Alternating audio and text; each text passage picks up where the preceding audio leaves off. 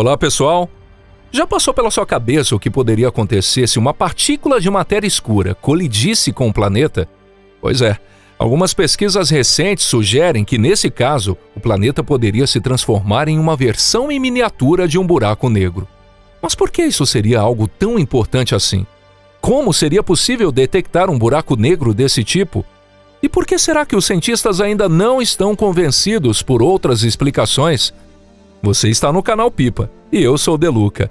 E depois de assistir a esse vídeo de hoje, você vai entender tudinho sobre isso. Então, vamos nessa. O vídeo já vai começar.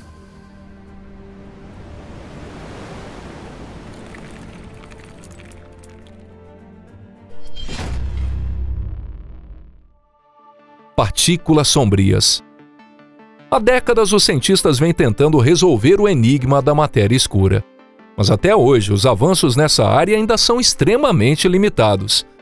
O que sabemos é que essa matéria escura é justamente o que impede os discos das galáxias de se desintegrarem, e que sua gravidade atrai as estrelas ao redor, fazendo com que elas orbitem o núcleo galáctico quase na mesma velocidade que as estrelas localizadas mais ao centro. Também já se descobriu que no universo observável existem pelo menos várias vezes mais matéria escura do que matéria comum, e que foi justamente essa matéria escura que deu origem às grandes estruturas cósmicas, como os filamentos, as paredes galácticas e os vazios. Mas afinal, onde é que essa matéria escura está escondida? Segundo a cosmologia moderna, a matéria escura se concentra em torno das galáxias, formando o que chamamos de halo, uma região vasta que se estende muito além do tamanho do disco galáctico. Há até indícios de que algumas galáxias, como a nossa Via Láctea e suas galáxias satélites, por exemplo, as nuvens de Magalhães, possam compartilhar um mesmo halo. E para ser sincero, esses dois pontos que acabamos de mencionar representam quase tudo o que os cientistas sabem com certeza sobre a matéria escura. A verdade é que ainda não conseguimos detectar diretamente essa substância misteriosa. Como ela não emite nem reflete luz, também não interage com a matéria comum de nenhuma forma, exceto pela gravidade. Alguns cientistas chegam até a duvidar da existência da matéria escura. Mas hoje não vamos entrar nessas teorias mais radicais, não. No mundo da ciência não basta jogar ideias ao vento ou fazer afirmações com base apenas na imaginação.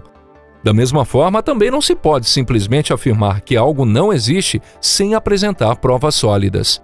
O ideal é propor hipóteses que consigam explicar não só os mesmos fenômenos já descritos pelas teorias aceitas, mas também um número ainda maior de eventos. Por outro lado, mesmo que a gente consiga entender o movimento das estrelas ao redor das galáxias sem usar matéria escura, isso não seria suficiente para negar a existência das estruturas gigantescas do universo. E o contrário também vale. Por isso, a maioria dos cientistas tende a aceitar que a matéria escura realmente existe. Mas aí surge a grande pergunta: como será que ela surgiu? Como já deu para perceber, essa é uma pergunta difícil de responder.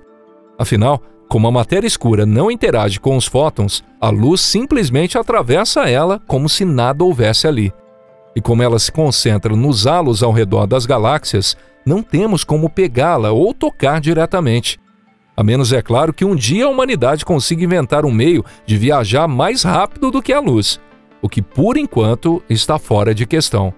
Até mesmo ao redor do Sol, parece que a matéria escura está ausente, ou então está tão diluída que simplesmente não conseguimos observá-la.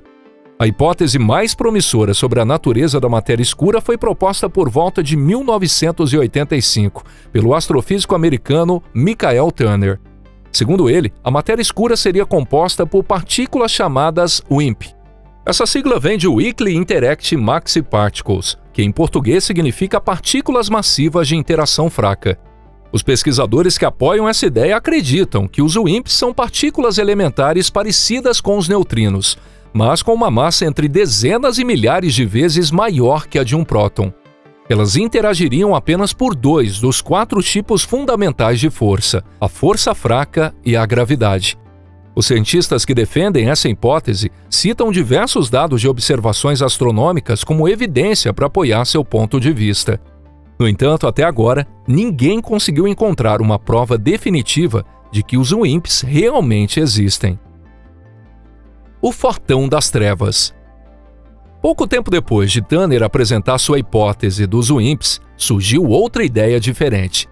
O pesquisador Gingrich propôs que a matéria escura talvez não seja feita de partículas hipotéticas, mas sim de objetos celestes bem reais, que apenas não emitem luz.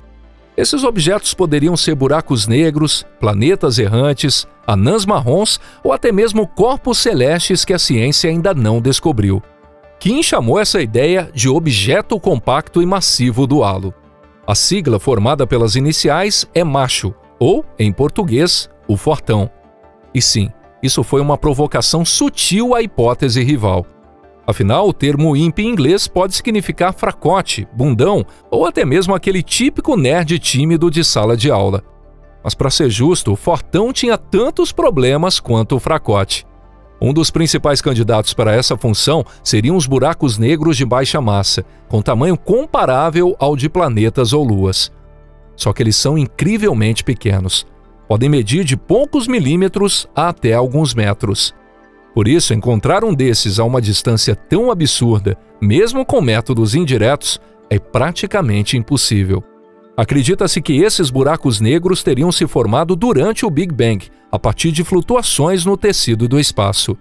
Afinal, não existiam estrelas massivas o suficiente para colapsar e virar supernovas naquela época.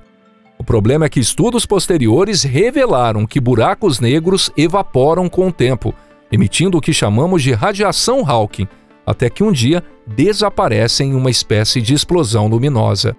Para buracos negros com massa estelar ou ainda os supermassivos, esse processo levaria centenas de quintilhões de anos. Mas quanto menor a massa, mais rápido tudo acontece.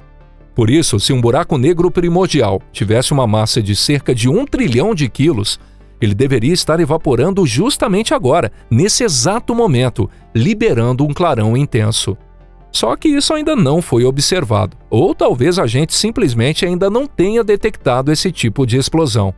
Além disso, pesquisas baseadas na luz vinda de supernovas distantes mostraram que mesmo que esses buracos negros pequenos existam, eles não poderiam representar mais de 1/3 de toda a matéria escura do universo. Mas isso por si só não chega a invalidar a teoria dos machos. Em outras palavras, essa hipótese não está dizendo que o halo galáctico não possa ser formado por diferentes tipos de objetos. Um vilão astuto? Estudos mais recentes permitiram que 2 conceitos básicos fossem levemente revisados. Hoje, muitos cientistas aceitam a possibilidade da existência de um tipo de matéria escura super pesada e que não se aniquila. Seriam partículas ou até minúsculos corpos celestes do tamanho de grãos de poeira, mas com massas descomunais. Essas partículas podem vagar sozinhas pelo cosmos, mas às vezes acabam sendo engolidas por azar por algum outro corpo que cruza o seu caminho. Mas como exatamente isso aconteceria? E a resposta é bem direta. Quando uma estrela ou planeta colide com uma dessas partículas, o efeito é como se o astro engolisse essa coisa. Se várias dessas partículas forem sendo absorvidas, elas começam a se acumular no núcleo do corpo celeste, sem interagir com a matéria ao redor, apenas entre si, aumentando sua densidade aos poucos. O resultado? O núcleo da estrela ou planeta começa a esconder em seu interior um recheio isolado feito de matéria escura, como se fosse um ovo de chocolate com surpresa dentro. Se esse núcleo escuro continuar crescendo demais, ele acaba colapsando e se transforma em um buraco negro. Esse buraco negro, então, começa a devorar o astro de dentro para fora. Ou seja, o corpo celeste literalmente entra em colapso por conta própria. No final, tudo o que sobra é um buraco negro com quase a mesma massa que o objeto original. Assim, dentro desse halo feito de tantos objetos diferentes, novos buracos negros de massa relativamente pequena estariam se formando o tempo todo. E apesar de serem minúsculos, esses buracos negros ainda podem ser estudados, graças ao jeito como interagem com os outros astros. Por exemplo, se uma dessas transformações acontecesse em um sistema estelar lá na beirada do disco galáctico e uma partícula de matéria escura invadisse a região, seria possível observar esse fenômeno em tempo real.